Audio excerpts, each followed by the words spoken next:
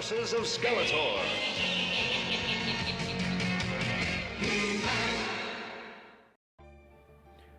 Welcome back to the Titanium Hangar. This is Mike. Today I want to talk to you about the He-Man, Masters of the Universe, the Masterverse stuff, the Origins stuff, the cartoon stuff, and a little bit of the Thundercats stuff. And then I'm going to talk about these reveals, what's out there. But this is a two-part video because then I'm going to be talking a little bit more about what I'd like to see them make, what's left in the line that we really need to get to before it is over.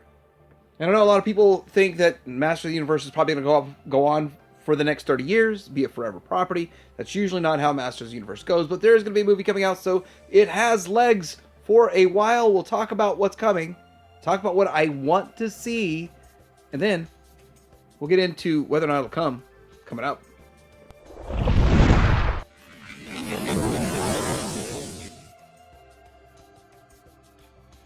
All right, let's start with this Masterverse Blade. This is a cool figure. It's a good release. It's not one they really made a whole lot of fuss over, by the way. It's kind of surprising that they didn't. A lot of the stuff that they're making right now for the Masterverse is hit and miss. Some stuff sells out, some stuff doesn't.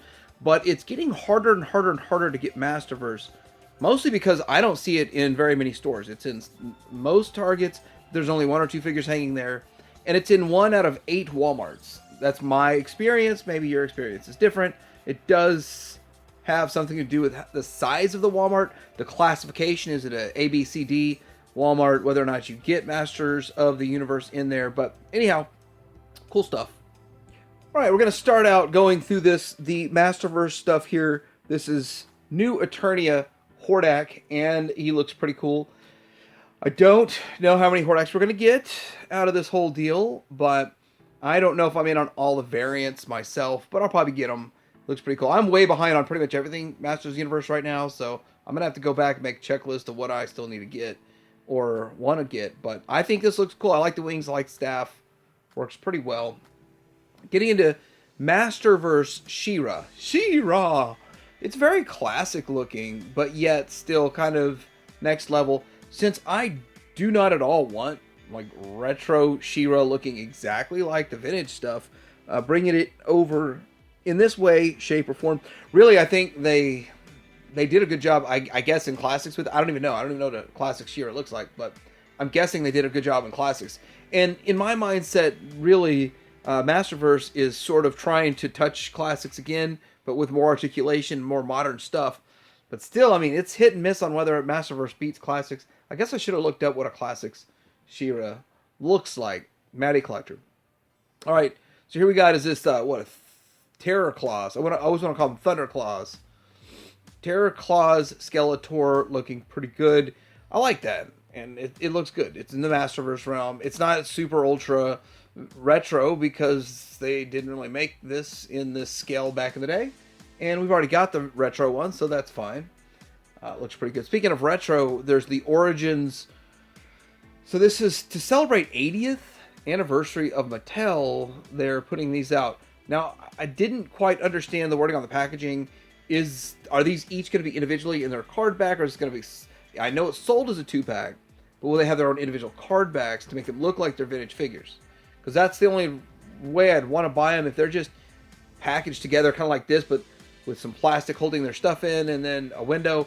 I don't see the point. So the only reason I'd want to get it is to get it in the vintage style packaging. But then again, that's the only reason I bought Origins to start, so... not even sure if I need it. They do look good, and they're going to have the waist spring action. Okay, here is Bo, and I don't know a whole lot about Bo, the cartoon version, and I do want to say that I like the cartoon version stuff, but I'm not deep into it. The Origin stuff I was doing like 3 each. These I'm doing like 1 every 3 figures I pick up, which I probably will. I probably need to just go back and bite the bullet and do it all, but for 20 bucks a figure, it's a bit of a pain. He looks good though. Shadow Weaver, I think Shadow Weaver looks pretty good.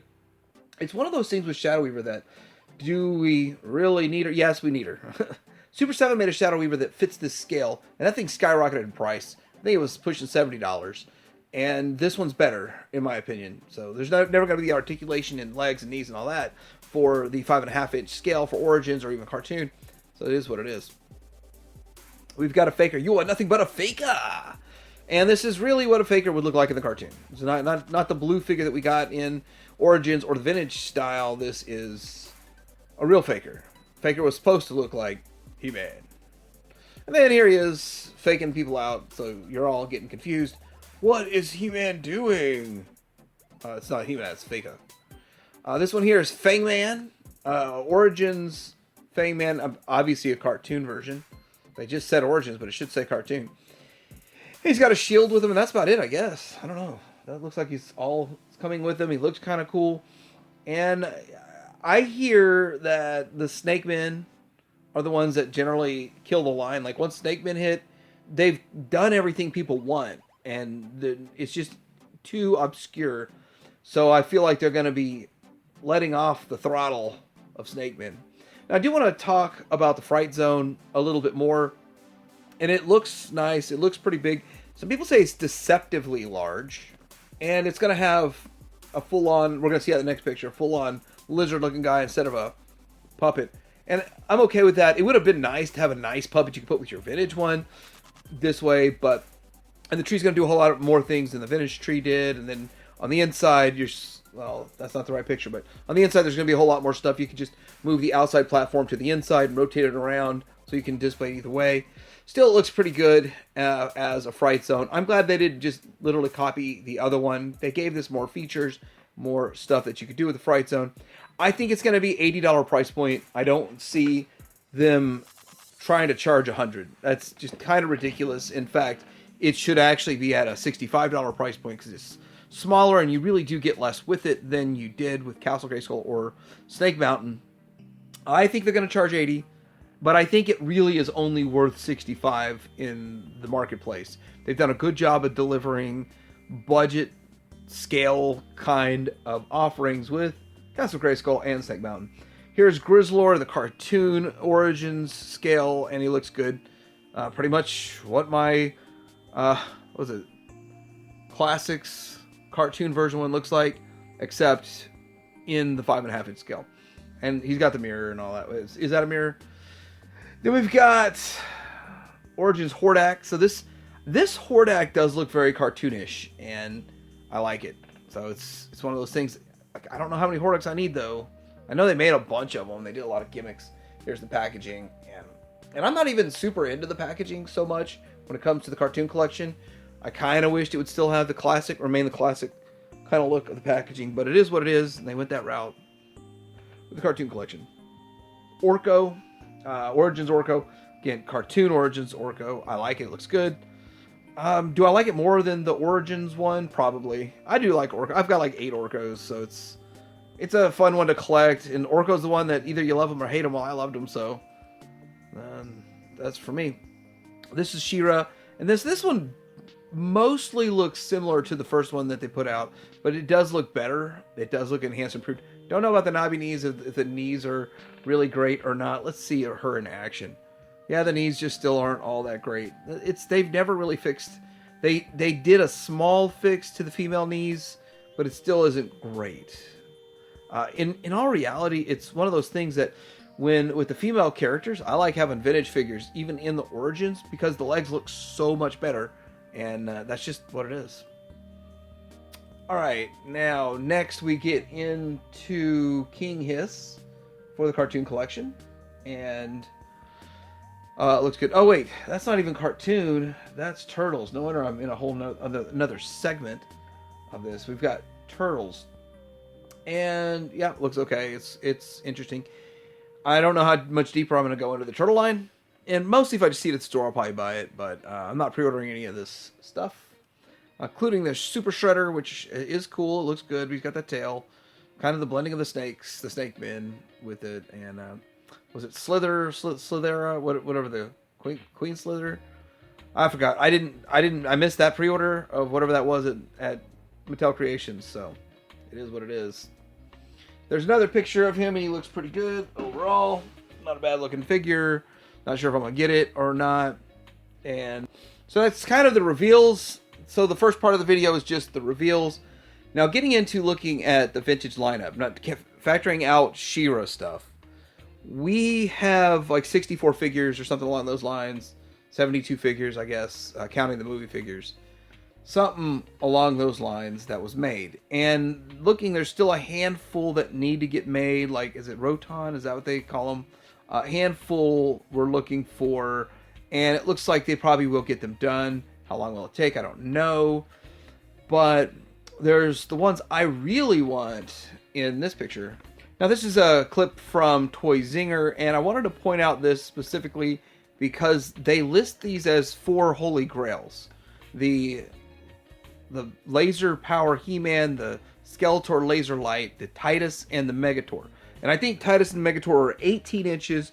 I've never seen them in person. I've never even seen a review on them. Some people say they're 12, some people say they're 18. I believe they're 18. They are big. And I'd be okay with paying even a premium for these. We're going to have electronics in the smaller figures. The big figures can be big. And I'd be fine with that. Henceforth, Mattel Creations. Now, looking over at Toy Zinger, again, there are some things that haven't gotten made yet, like the full battle ram. We saw the front part, and that's not done. Attack track, and I've got the attack track picture up here. Would they do an attack track at all? Will there be electronics in it at all? Would they do the cartoon one? I know they put the cartoon one up as an offering. It didn't get picked. I picked it. I would have backed it, but it didn't get picked. There's also Dragon Walker. There is the Bashosaurus, Battle Bone, Spydor, and a few others that didn't get made. Mantisaur. Then there's Fright Fighter, Blaster Hawk, Laser Bolts, Slime Pit. And yeah, they'd be done with all the vehicles, but I don't think they're going to do it. But one thing I'm interested in, I'm just curious if they're going to make the dinosaurs, and I know there's some unreleased dinosaurs that didn't come out that were big. I don't think they'll make those at all. But I would be kind of interested in the other dinosaurs, the smaller ones that they made back in the day. And I don't think they're going to do it. The reason I don't think they're going to do it is because I don't think that there's enough interest in these. Now, these are the things that are expensive because there's not a lot out there. But there's just not enough to support this. And the reason is because I think they're running out of support for the main lines they're doing. A lot of people say, well, they're doing all these things, all these poles in different waters, and connecting with TMNT and Thundercats and all that, but it shouldn't need that to survive. So the Thundercat stuff they're making does look pretty good. It looks better than I thought it would. And I actually like it more, oddly enough. I like it more than the TMNT stuff they're doing.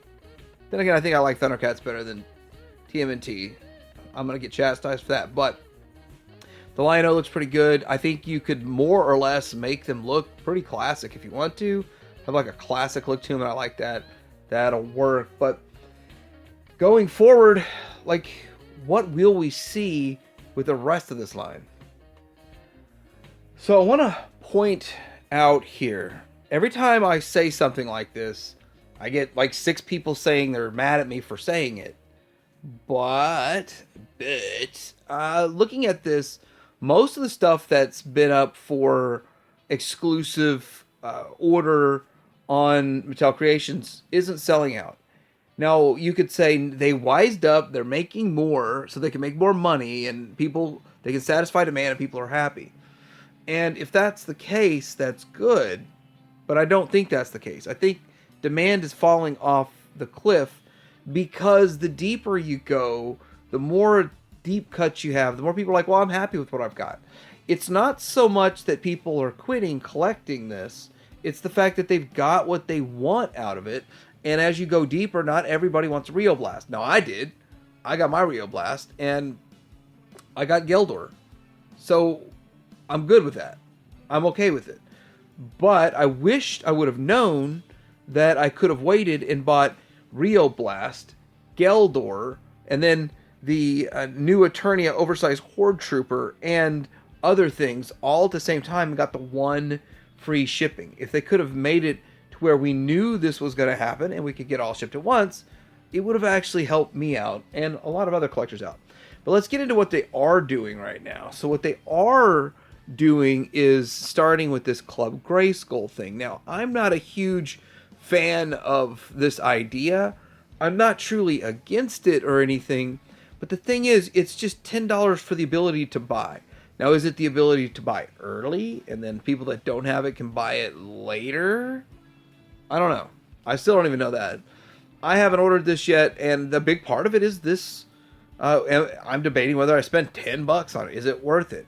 I might buy 6 more figures. I might buy 3, and I don't know. I might be done. I have no idea going forward. It feels like buy this and then we release 6 more figures and then we're done. I don't know. And so that is always a concern. Like, you spent $10 for nothing. But are you going to be allowed to order them if you don't spend $10? And if you spend the $10, you have no limit. You can order 50 if you want. So a lot of weird stuff going on here with all of this. So at the end of the day, there's not much left on my He-Man MOTU bucket list. I don't need all those vehicles. I would like to see an attack track, maybe a battle ram. But with this, I think these are decent releases. I don't have a problem with anything that they're making in here. I'm not upset at it. And if I skip 1 or 2, it's not a big deal.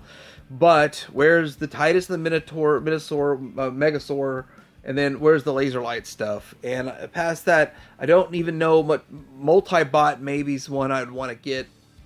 But I'm curious what you think. What else would you like to see out of this line? Are you happy with the offerings that they're putting out?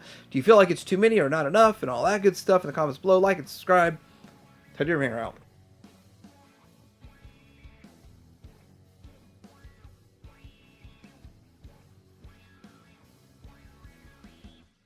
I see that one of your rank is different.